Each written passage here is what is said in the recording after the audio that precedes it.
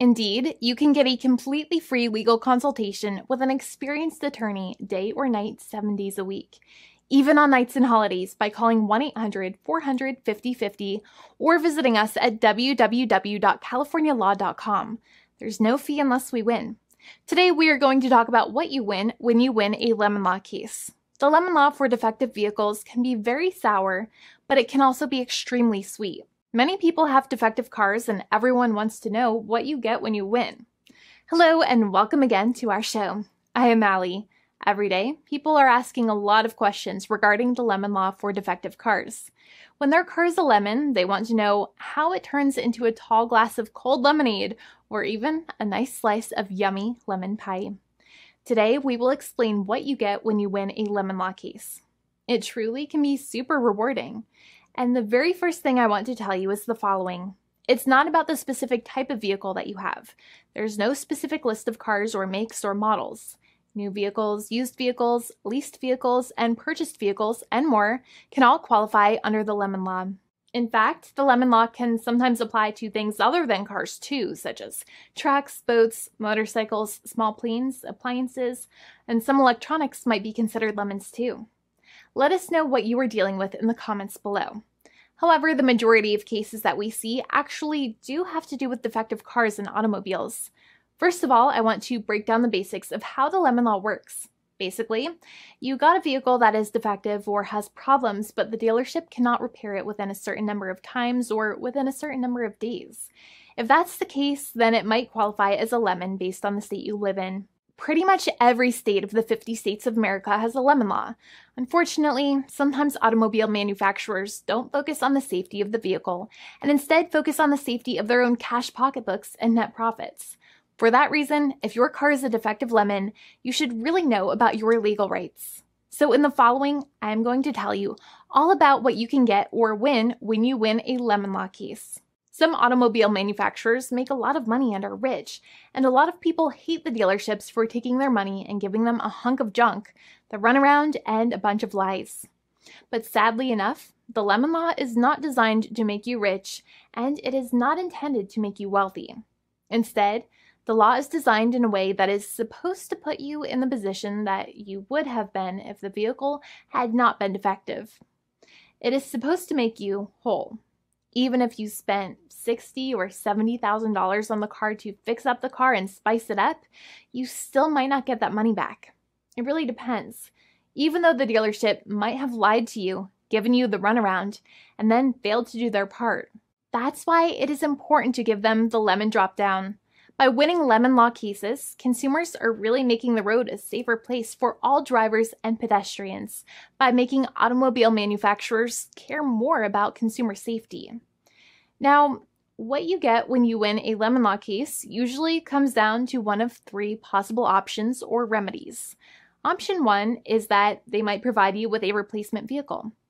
Option 2 is that they might offer you a refund or what is called a lemon law buyback. Options 3, I will discuss option 3 a little later on in this video, and it is an important option you should know about as well with some real lemon juice. So let's start with the first remedy. Option 1 is that they can provide you with a replacement vehicle, which means you can basically trade your car in for a different vehicle, but there are some important things you should know about this option. The replacement vehicle should be a vehicle of similar value. The replacement vehicle should usually also be a vehicle from the same manufacturer with similar MSRP cost. It's crazy that many times, even though you really don't like dealing with that dealership, you might have to get a second car from the same manufacturer, even though they have lied to you and given you the runaround or given you a hard time. But there is another option with this as well, because year after year, the cost of vehicles might go up and the new vehicle might cost more. That price jump can make it difficult to get a car with the same MSRP price. Even though your car was a lemon, you might still have to pay that extra cost for the new and now more expensive vehicle. Thankfully, there is option 2, which allows you to get a refund through a lemon law buyback. But one of the problems with a buyback is that sometimes you might have to have a trade-in vehicle, and you might have still been required to pay more money on that trade-in vehicle. And when you got your new car, the dealership might have rolled over the amount you still were supposed to pay on your previous vehicle into the calculation of your new vehicle. In other words, you might have been upside down on the finances of your new vehicle. So sometimes you need to pay for that difference in order to get out of the car. And a lot of people find it extremely weird that they have to pay money in order to get out of the defective vehicle. But many times that's how it works. Now, in a lemon law buyback, if you get a lemon law buyback, you usually get back what you paid. You may have bought the vehicle in a one lump sum all at once, or you more than likely had a finance or lease plan. What you usually get back is the money that you actually paid. Your hard-earned money that actually left your pocket and went straight into the pockets of the manufacturers. So think about it for a second and try to calculate about how much you paid. Think about the down payment and also add up all of the monthly payments that you have made for your car so far. It can add up to a lot of hard-earned money. In some cases, it can add up to $30,000 or more, but every case is different. Even though they accept that their vehicle is a lemon, many times the manufacturers still try to pinch pennies and also nickel and dime their customers. So they deduct certain fees during the negotiations, such as an offset for mileage for the portion of time that your vehicle did not have problems. Sometimes it is legal for manufacturers to deduct such things from the settlement you end up getting, but many times they may be doing so incorrectly or it might be taking away too much of your personal money.